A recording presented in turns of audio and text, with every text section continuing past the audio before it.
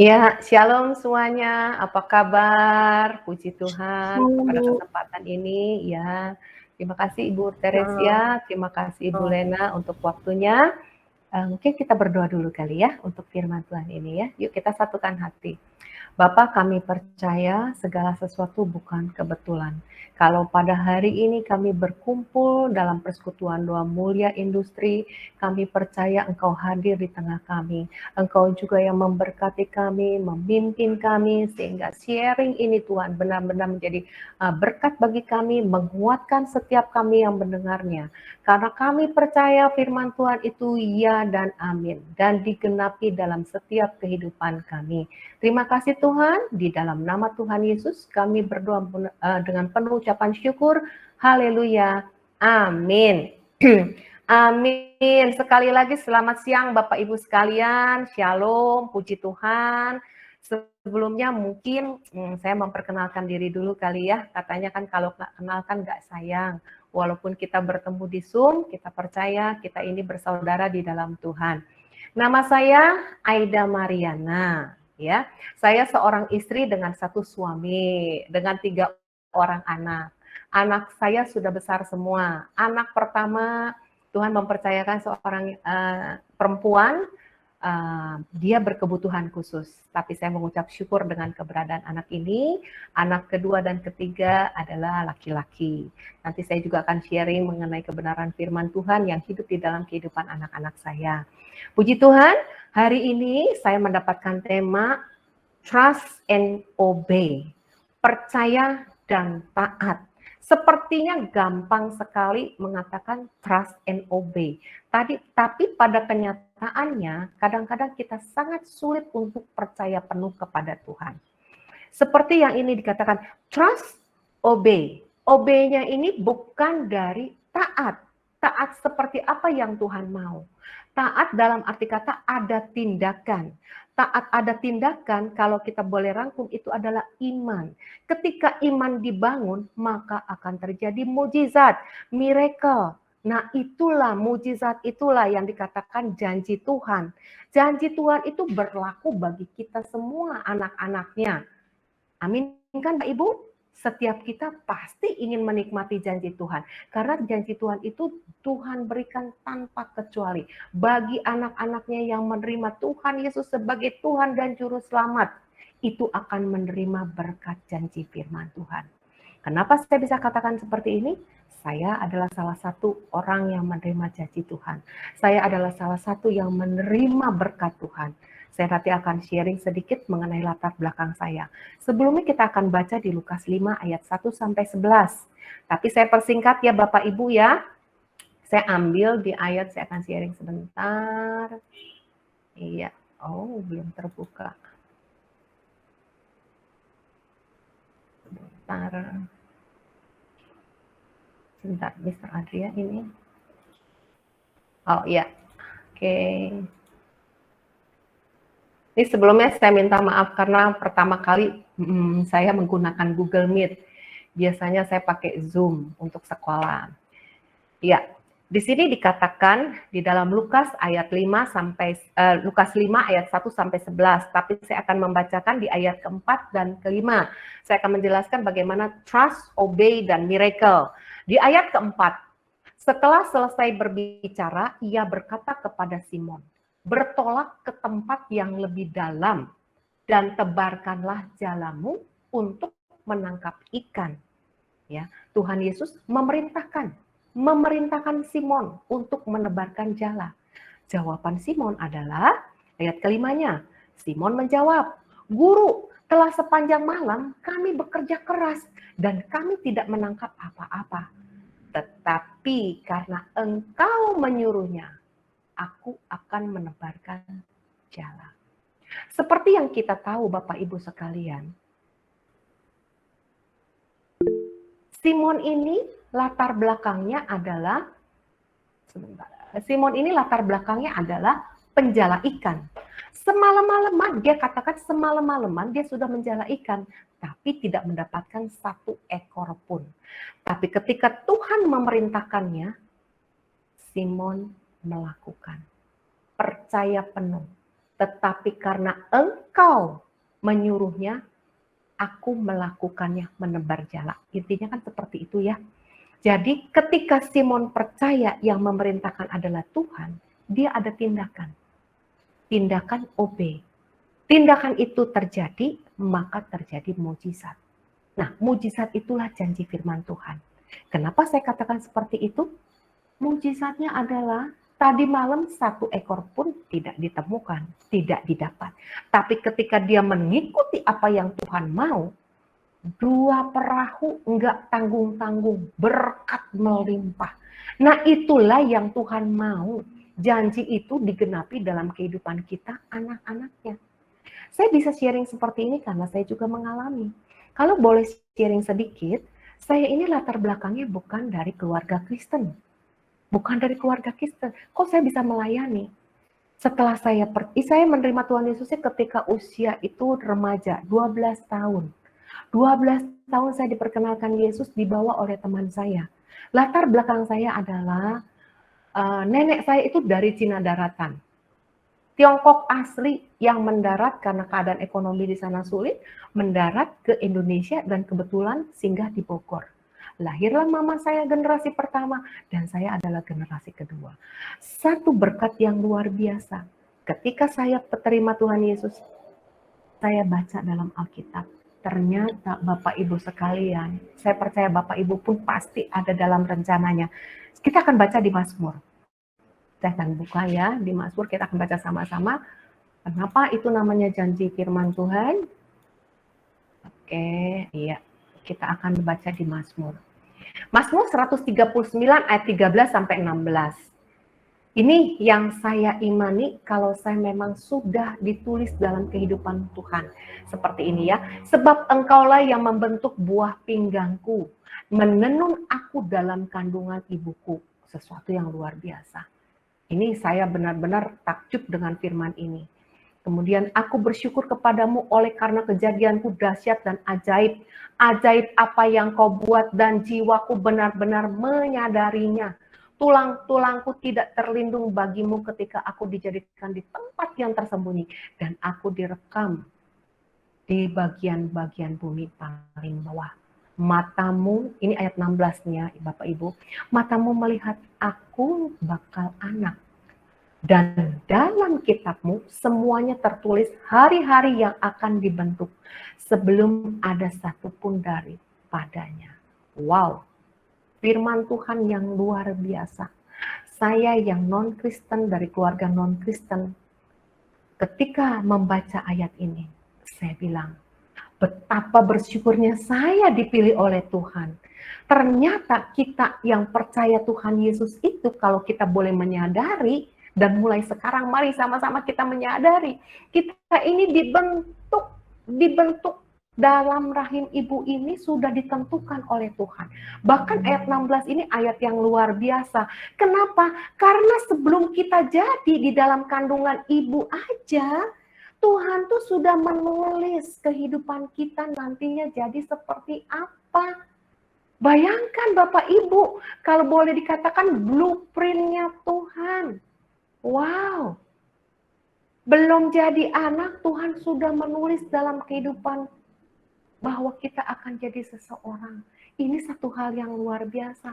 Ini yang saya mengajak Bapak Ibu untuk sama-sama saling menyadari betapa kita ini istimewa di hadapan Tuhan, betapa kita ini sudah dipersiapkan. Jalan-jalannya sudah ditulis. Aida, nanti kamu besarnya jadi apa ya? Ketika saya memasuki usia sekian, saya akan mengalami ini. Sampai hari ini saya dipercaya untuk menjadi ketua Eklesia Cideng Center. Itu bukan satu yang kebetulan. Kenapa saya bilang seperti ini? Ada perjalanan hidup yang Tuhan sudah tulis seperti yang kita baca. Ini amazing, ini sesuatu yang luar biasa buat saya pribadi. Dan firman Tuhan digenapi. Satu keluarga saya ketika itu menerima Tuhan, papa, mama, saudara-saudaranya, tante, om menerima Tuhan Yesus. Firman Tuhan digenapi. Satu orang diselamatkan, seluruh keluarga diselamatkan. Bayangkan Bapak Ibu, dari keluarga kami yang kecil, keluarga besar yang notabene dalam tanda kutip non-Kristen. Tidak ada yang Kristen satupun, tidak ada yang mengenal Tuhan Yesus. Tapi di situ firman Tuhan digenapi. Trust, obey, miracle. Ketika kita menjalankan sebagai anak Tuhan, menerima janji Tuhan, mujizat demi mujizat. Seperti itu. Sampai terakhir, nenek saya yang dalam tanda kutip, yang masih berbahasanya bahasa Chinese, bukannya Mandarin, bahasa daerahnya, dan hanya bisa logat Sunda. Ketika meninggal Tuhan, Tuhan beri dia mujizat. Tadinya dia sudah mempersiapkan kematiannya dengan pergi, sudah dipersiapkan baju segala macamnya, tapi dia menerima mujizat. Tuhan nambah umur 5 tahun, dia menerima keselamatan, dan dia meninggal di dalam Tuhan. Ini benar-benar digenapi dalam kehidupan saya dan keluarga. Dan bukan itu saja Bapak Ibu sekalian. Ketika dalam perjalanan, karena kita manusia hidup kan ada up and down ya. Kalau boleh dibilang musim kehidupan. Ada saatnya kita mengalami sesuatu, sukacita, kesedihan, masalah apapun. Tapi yang pasti ketika kita trust, percaya sama Tuhan, sesungguhnya, sedalam-dalamnya, kita taat, ada faith, ada iman, maka mujizat itu terjadi. Dan itu saya alami. Ketika saya diteguhkan kembali oleh Tuhan bahwa kita ini dipilih, ditetapkan oleh Tuhan, saya mendapati di dalam Yohanes. Kita akan baca lagi di dalam Yohanes. Ini sesuatu yang luar biasa, yang benar-benar meneguhkan, dan saya berharap ini juga meneguhkan Bapak Ibu bahwa kita ini sebagai anak Tuhan, kita ini adalah pilihannya. Dari kita mau dibentuk ini kita sudah dipilih. Harusnya kita bangga, kita anak Tuhan, anak pilihan Tuhan. Seperti itu. Ditetapkan lagi dengan Yohanes 15 ayat 16. Mari sama-sama kita baca ya. Bukan kamu yang memilih aku, tetapi akulah yang memilih kamu. Wow, benar sekali Tuhan Yesus itu dahsyat. Bukan aku yang memilih Tuhan, tapi Tuhan sendiri yang memilih kita. Termasuk Bapak Ibu sekalian. Dan aku telah menetapkan kamu supaya kamu pergi dan menghasilkan buah. Dan buahmu itu tetap supaya apa yang kamu minta kepada Bapa dalam namaku diberikannya kepadamu. Teman, maaf, biasa dengan anak-anak saya bahasa ini teman. Jadi Bapak Ibu sekalian, ini satu hal yang luar biasa. Janji lagi, apa yang kamu minta kepada Bapa dalam namaku diberikannya kepadamu. Wah, ini luar biasa. Trust, obey, miracle. Sesuatu yang luar biasa ketika kita percaya penuh kepada Tuhan. Kita taat pada firman-Nya. Ada tindakan yang kita lakukan. Maka kita akan menerima janji-janji firman Tuhan. Mujizat demi mujizat. Ketika saya merenungkan ayat ini, menghasilkan buah tetap. Apa Tuhan buah tetap? Ternyata, setelah saya mendapati, Bapak Ibu sekalian, sejak dari kandungan, kan tadi kita dikatakan sudah ditulis garis-garis kehidupan kita ya. Tuhan sudah menentukan kita sebenarnya. Tapi kadang-kadang kita tidak menyadari bahwa kita ini diberikan talenta yang harus digali untuk di-sharingkan, menghasilkan buah. Buah yang Tuhan inginkan pun adalah buah yang tetap. Dan saya mengalaminya. Saya mau sharingkan kepada Bapak Ibu. Ketika saya ditanya sama gereja, kamu mau melayani apa? Gitu kan. Entah bagaimana saya percaya ini karena memang rencana Tuhan. Di hati ini melayani di bagian anak-anak. Otomatis saya sebutnya dong sekolah minggu. Gitu kan.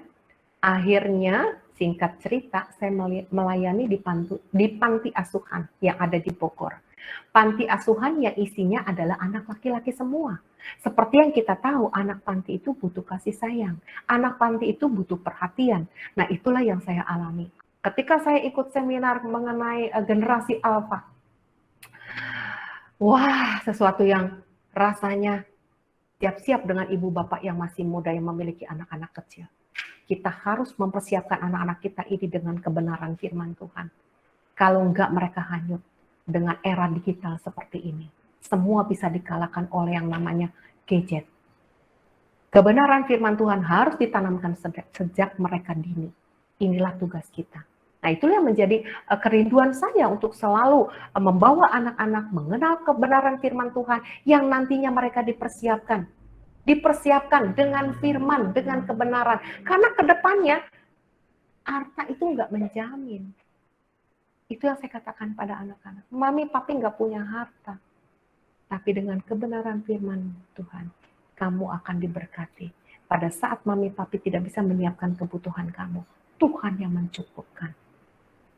Dan puji Tuhannya, anak-anak sekarang, anak-anak saya sudah besar ya, yang salah satunya sudah menikah, yang paling kecil sudah bekerja, ya sudah menikah, dia mengalami apa yang namanya hidup bergantung penuh kepada Tuhan. Nah, inilah buah tetap. Kita berharap, ketika saya memutuskan untuk masuk ke satu pelayanan, saya bilang gini sama Tuhan, Tuhan, saya nggak mau hidupnya sia-sia. Saya mau apa yang saya tinggalkan, itu meninggalkan sesuatu. Paling enggak seperti kata pepatah, gajah meninggalkan gading. Ya kan? Harimau meninggalkan belang. Biarlah apa yang saya lakukan dengan orang-orang sekitar, dengan apa yang saya bisa, dengan talenta yang Tuhan bisa berikan, itu memberkati, berbuah tetap. Anak-anak hidup di dalam kebenaran, dan itulah yang saya alami. Puji Tuhan, sesuatu yang luar biasa, terobosan demi terobosan, ketika trust, kita percaya penuh akan Tuhan, ketika kita taat kepada Tuhan, taat ada tindakan, artinya iman kita bangkit, terjadi mujizat. Kalau mau diceritain kesaksian itu panjang banget, karena dimasuki usia ini, saya mengalami up and down, ketika menghadapi sakit, ketika menghadapi keuangan, bagaimana Tuhan bukakan tingkap langitnya, sampai satu kali saya cuma bilang sama Tuhan begini, Tuhan aku berdoa nggak minta kekayaan, aku berdoa nggak minta uang yang banyak atau berkelimpahan, saya hanya minta kecukupan, dan itu digenapi. Pas anak mau sekolah, Tuhan siapkan. Pas anak mau kuliah, Tuhan cukupkan. Dan pas ketika mau menikahkan anak pertama, anak laki-laki pertama saya, Tuhan juga yang mencukupkan. Dan Tuhan mencukupkannya bukan abal-abal menurut saya ya, walaupun mungkin bagi orang yang ini, wah biasa aja, tapi bagi saya, itu sesuatu yang luar biasa. Kenapa? Karena saya pegang janji firman Tuhan. Di dalam Yeremia 29 ayat 11, sebab aku ini mengetahui rancangan-rancangan yang ada padaku. Rancangan, saya bacakan aja deh ya, kita sharing ya, supaya Bapak Ibu juga bisa baca bareng, bahwa firman Tuhan itu sesuatu yang luar biasa, ya dan amin. Setiap orang yang percaya pasti akan digenapi firman Tuhan ini. Kita akan baca sama-sama ya Bapak Ibu ya. Yeremia 29 ayat 11. Ini pun yang saya dapati ketika di dalam perjalanan kehidupan saya. Sebab aku ini mengetahui rancangan-rancangan apa yang ada padaku mengenai kamu. Demikian firman Tuhan. Yaitu rancangan damai sejahtera dan bukan rancangan kecelakaan. Untuk memberikan kepadamu hari depan yang penuh harapan. Oh, Tuhan Yesus luar biasa. Ketika up and down di dalam kehidupan, Tuhan memberikan firman-Nya. Dan itu yang menetapkan kita semakin kuat di dalam Tuhan. Bahwa segala sesuatu yang kita hadapi di dalam musim kehidupan kita, Tuhan sudah merancangkan. Pastinya adalah rancangan masa depan, penuh harapan, damai sejahtera. Dan pastinya kita nggak akan berkekurangan. Janji firman Tuhan itu akan digenapi. Kenapa saya bisa katakan seperti itu? Saya akan kasih kesaksian sedikit mengenai perjalanan kehidupan saya, mengenai bagaimana janji firman Tuhan itu digenapi ketika kita trust, obey, miracle. Saya mengalami kesembuhan yang luar biasa. Di dalam perjalanan kehidupan saya juga mengalami sakit penyakit, mungkin Bapak Ibu juga sedang sakit atau apa, ingat janji firman Tuhan itu ya dan amin bagi semua orang yang percaya. Asalkan kita percaya, taat, ada tindakan, maka akan terjadi mujizat. Kalau saya boleh ceritakan sedikit, anak saya yang pertama kan berkebutuhan khusus. Kalau anak normal diajarkan 1-2 kali dia paham, tapi anak berkebutuhan khusus bisa 5-10 kali dia baru bisa melakukannya. Itu sesuatu yang luar biasa. Tapi pada saat saya mendidik dia, Tuhan selalu berkata, aku pun mendidik anak-anakku seperti itu. Karena banyak sekali anak-anak Tuhan pun yang harus dipukul pantatnya untuk berbalik. Saya mendidik anak saya juga untuk dia mengerti, pertama ketika dia masih kecil, cara membuang sampah aja, saya harus mendidik berulang-ulang. Kalau sekarang saya lihat hasilnya, anak saya itu tertib banget. Semua sudah pada tempatnya, karena dilatih dari kecil. Sampai mengenai kehidupan bagaimana berdoa, dia pun luar biasa. Dia yang menguatkan kita semua. Ketika kita menghadapi satu masalah keuangan, tiba-tiba dia nyeletuk. Terus, bahasanya itu bahasa setengah-setengah. Karena kalau lagi diteliti, ternyata dia ada satu kurang di syarat bicaranya. Jadi bicaranya tidak lancar. Dia cuman, nah, artinya tenang. Ada Yesus. Wah, itu ketika kita menghadapi masalah. Demikian pun ketika menghadapi sakit penyakit. Jadi di sini saya mau menjelaskan trust-nya anak-anak, trust-nya orang dewasa. Trust-nya anak-anak itu tanpa pikiran. Ketika dia dengar adiknya sakit, tanpa ragu, tanpa disuruh, dia angkat tangannya, dia tumpangin adiknya yang mana yang sakit katanya. Itu ketika mereka kecil. Dia bilang, sembuh, cus, sembuh, cus. Gayung bersambut, Tuhan katakan 2 orang sepakat kan, Tuhan kabulkan. Anak saya yang pertama bilang adiknya sembuh. Adiknya yang masih kecil bilang, aku sembuh. Miracle. Langsung sembuh. Itu trust-nya anak-anak. Bagaimana dengan trust-nya kita orang dewasa? Kok saya nggak sembuh-sembuh? Kok saya nggak mengalami terobosan? Katanya Tuhan menyembuhkan. Katanya darah Yesus menyembuhkan. Ternyata akal pikiran kita yang menghalangi. Ini saya alami. Singkat cerita aja. Saya perlu proses untuk kesembuhan saya. Tapi saya sekarang menyatakan, saya sudah sembuh. Ketika memasuki usia 30-an, kan lagi masa-masanya ya usia 30-an ya. Masa-masanya ibu muda gitu kan ya. Tapi saya ketimpa bukan 3 macam penyakit hasil dari check up medical. Saya mengalami kecelakaan. Ketika saya mengalami kecelakaan, jadi saya udah langsunglah kita check up. Ketika didapati check up, hasilnya wow. Hari Selasa saya check up. Hari Minggu saya ibadah perjamuan kudus. Di situ entah kenapa saya langsung berdoa ketika perjamuan. Saya percaya dengan perjamuan ini darah Yesus menyembuhkan saya. Hari Selasanya setelah perjamuan hasilnya 3 penyakit. Nggak main-main Bapak Ibu penyakitnya. Hepatitis. Oh, bayangin hepatitis. Ada sesuatu yang di luar sel-sel yang tidak dikenal di dalam rahim saya. Yang ketiga, jantung koroner. Itu dunia seperti apa? Tuhan, anak saya masih kecil loh. Yang paling besar umur berapa? Saya kena 3 penyakit. Singkat cerita, ambil tindakan. Trust, obey, miracle. Saya percaya dengan darah Yesus saya sudah disembuhkan. Saya ambil tindakan dengan pembuktian, harus dengan check up lagi ya, saya check up labor lagi. Dan singkat cerita, saya hepatitisnya tidak ada sama sekali. Itu setelah saya ikut perjamuan. Saya percaya, saya perjamuan itu saya disembuhkan. Di dalam rahim saya udah ke dokter kandungan, tidak ada apa-apa. Saya percaya ketika perjamuan saya disembuhkan. Tinggal satu lagi, masalah jantung. Debar yang tidak beraturan mengarah ke jantung koroner. Selidik punya selidik. Tapi pikiran. Perlu proses. Minum obat tidur, obat penenang, obat mengatur detak jantung. 2 tahun. Sampai saya bilang, Tuhan aku mau lepas dari obat ini. Ketika saya memutuskan untuk percaya penuh, mengambil tindakan, saya sembuh. Sampai hari ini, saya tidak menyentuh obat-obat yang seperti itu. Tuhan sudah menyembuhkan. Trust, obey, miracle. Obey-nya itu harus ada tindakan. Tindakan itu iman. Nah itulah yang saya alami Bapak Ibu. Wah, waktu saya tinggal sedikit ya. Kalau mau berbagi itu saya kalau menyaksikan kasih Tuhan itu kayaknya kadang-kadang suka mulut ini lost control. Karena menyaksikan, maaf ya, kalau saya menggebu-gebu karena saya memang mengalami sesuatu yang luar biasa dengan Tuhan.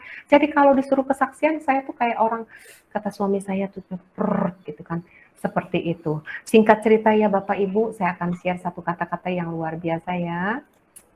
Belum kita ini, saya akan share satu kata-kata yang luar biasa. Bentar, oke. Ini. Jadi yang saya dapati adalah ketika dalam menghadapi segala sesuatu jangan mencoba berusaha dengan kekuatan sendiri. Libatkanlah Tuhan dalam segala hal. Wow, kadang-kadang nih pikiran kita nih, sakit harus gimana ya? Waduh, wah, tenang. Datang kepada Tuhan.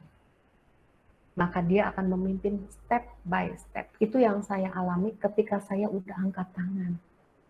Tuhan udah nggak kuat nih. Aku udah nggak kuat dengan sakitnya ini. Saya duduk diam, Tuhan bongkar semua, Tuhan kasih firman, tenang, dan saya sembuh. Percaya penuh, taat akan firman Tuhan. Ada tindakan, maka terjadi mujizat. Janji firman Tuhan itu digenapi. Yang terakhir, Bapak Ibu sekalian, kalau sekarang ini yang kita katakan new normal, wah, ini sesuatu yang bagaimana kita harus menghadapi new normal. 5B, saya singkat aja ya, 5B yang harus kita terus jaga. Berdoa, berusaha, beriman, jangan lupa bersyukur, dan berserah. Ini yang harus terus kita jalankan dalam kehidupan kita. Bentar saya stop share dulu. Ini yang harus kita terus jalankan dalam kehidupan kita. Dengan 5B, berdoa, berusaha, beriman, bersyukur, dan berserah. Maka kita akan mengalami janji firman Tuhan. Dalam new normal ini, ketika awal di tahun 2020, kami mendapatkan firman untuk membaca di Mazmur 91. Tadinya kami tidak mengerti apa-apa, karena itu corona belum terjadi di bulan Januari. Kita baca, kita sharing sama anak-anak bahwa kita aman dalam perlindungan Tuhan. Terus diperkatakan. Firman yang diperkatakan, kita akan menerimanya. Amin Bapak Ibu? Kan faith. Kita ini dalam perlindungan Tuhan. Kita yakin selama musim corona, Tuhan akan melindungi kita. Terlebih lagi di tahun 2021, kanan kiri banyak sekali yang dipanggil pulang. Sampai rasanya seperti apa? Tapi percaya, ketika kita berserah sama Tuhan, apapun itu, seandainya kita kena pun, Tuhan punya rencana yang baik. Kita imani. Seperti itu. Berdoa, berusaha, beriman, bersyukur, berserah. Itu yang kita jalani. Sehingga trust-nya itu percaya penuh, OB-nya itu ada tindakan yang melahirkan iman, dan kita akan mengalami mujizat. Dalam arti kata, janji firman Tuhan yang diberikan buat kita setiap anak-anaknya pasti dikenapi. Katakan amin. Amin. Saya sangat bersuka cita sekali. Kenapa? Karena itu yang digenapi di dalam kehidupan saya. Terakhir saya akan close dengan satu ayat ya Bapak Ibu ya. Ternyata sudah hampir waktunya. Saya close dengan satu. Mazmur 37 ayat 5. Kalau Bapak Ibu punya kesempatan dibaca atau digarisbawahi, karena ini firman Tuhan yang luar biasa. Bunyinya gini, serahkanlah hidupmu kepada Tuhan dan percayalah kepadanya, dan Ia akan bertindak. Trust, obey, miracle. Mari sama-sama kita serahkan apa yang menjadi pergumulan dalam kehidupan kita. Karena yang saya tahu, manusia hidup pasti ada masalah. Gak mungkin gak ada masalah. Tapi biarlah dalam setiap kita menghadapi masalah, kita menerima janji firman Tuhan. Karena seperti yang kita tahu, seperti yang saya alami, janji firman Tuhan itu iya dan amin. Jadi saya mengajak Bapak Ibu sekalian, Jangan mendengar katanya Tuhan itu bisa menyembuhkan loh. Katanya Tuhan itu bisa mengadakan mujizat loh. Katanya Tuhan begini, Tuhan begitu. Tapi mulai sekarang, jangan katanya, kata saya. Karena Bapak Ibu mengalami Tuhan. Itulah yang Tuhan mau. Janji itu berlaku buat semua orang. Jangan sia-siakan itu. Apapun yang kita alami, kita datang kepada Tuhan, minta janjinya. Jadi bukan dengar katanya, tapi alami secara pribadi. Janji firman Tuhan itu, ya dan amin. Trust, obey, miracle. Artinya percaya penuh kepada Tuhan, lakukan bagian kita dengan ketaatan, dengan tindakan. Obey kan bukan taat aja dong, harus ada tindakan. Itu iman dan akan membawa dampak itu mujizat. Sama seperti ketika Simon Petrus yang menangkap ikan. Dari semalam-malaman tidak ada satu ekor pun. Tapi ketika dia percaya penuh kepada Tuhan, melakukan ada tindakan walaupun seolah-olah tidak mungkin, tapi disitulah terjadi mujizat. Orang boleh ngomong apa tentang kita. Oh, dokter boleh memvonis apa mengenai sakit kita. Tapi yang pasti kita punya penyembuh kita. Satu ditutup dengan satu kesaksian yang saya ingat. Karena Tuhan ini luar biasa. Tadi saya katakan anak saya yang pertama itu kan Down syndrome ya. Bapak Ibu, inilah pertama mujizat yang terbesar dalam kehidupan saya. Saya nggak tahu kalau anak saya itu Down syndrome. Semua menutupinya. Dokter pun menutupinya. Kenapa? Karena waktu itu saya mengalami operasi sesar itu sesuatu yang besar gitu loh. Jangan sampai ibunya stres. Jadi ditutupi. Dikatakan anak saya ada kelainan jantung. Muntah terus, nggak bisa minum susu. Jadi harus ada tindakan. Dibawa ke Jakarta. Dari Bogor dibawa ke Jakarta. Singkat cerita, hari keempat anak itu mengalami operasi besar. Ternyata dari lambungnya itu tidak ususnya terputus, tidak kesambung ke usus 12 jari. Itu Tuhan tuh luar biasa, memberikan seorang profesor anak yang bisa mengoperasi. Anak saya itu kalau boleh dibilang kalau ban ditambel ya, bocor ditambel. Nah anak saya disambungnya dengan usus tikus. Kebayang nggak? Usus tikus. Dan dokter katakan ada masalah di jantung. Jantungnya kenapa dok? Jantungnya ada di sebelah kanan. Kan jantung di sebelah kiri. Gak pernah saya bayangin jantung di sebelah kanan. Yang saya pikir secara manusia, anak saya bisa berbulan-bulan di rumah sakit, ternyata cuma 10 hari. Operasinya cepat pulih anak ini, dan dananya Tuhan cukupkan. Dan satu lagi, dokter katakan, jantungnya normal. Kalau bukan Tuhan yang menciptakan, yang memperbaiki, nggak ada dokter yang bisa memindahkan dari kanan ke kiri. Mujizat.